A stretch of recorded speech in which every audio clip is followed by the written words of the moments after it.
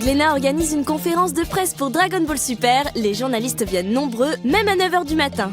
Car Dragon Ball, c'est Dragon Ball. C'est une série un peu magique dont le succès perdure de génération en génération, malgré les années qui passent, malgré ses égarements, malgré les montagnes de goods sous lesquelles on étouffe, c'est Dragon Ball et c'est un événement.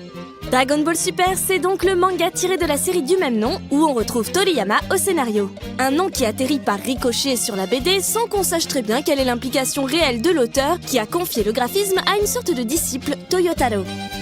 La conférence ne nous éclairera pas plus sur le sujet, et les passages les plus intéressants étaient ceux où Jacques Glénat, éditeur historique de la série, revenait sur toute l'histoire de la publication de ce classique.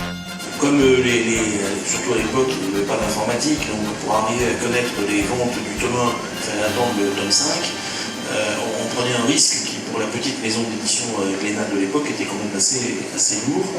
Et ça a été dans l'autre sens, c'est qu'on a augmenté le tirage dès qu'on a connu les ventes. Je pourrais vous raconter que je suis un grand stratège et que j'ai immédiatement compris que les mangas allaient envahir le monde et la France en particulier. En fait, tout ça, c'est toujours un peu être au bon moment, au bon endroit. Voilà, je suis allé au Japon au moment où les mangas n'étaient pas connus, où j'ai trouvé que c'était intéressant. Et je suis revenu dans mes valises avec les droits de Akira. Et puis ensuite est arrivé Dragon Ball. Et franchement, c'était par passion et par curiosité personnelle que j'ai lancé ces séries parce que je n'imaginais pas du tout que c'est un succès, que le succès soit aussi considérable. Et certaines anecdotes abordées durant la conférence ont une véritable valeur historique. Nous avons notamment appris comment l'impression en France a dû faire évoluer ses technologies pour s'adapter au format des mangas qui disposent tous d'une jaquette au Japon. Quelque chose qui n'existait absolument pas en France.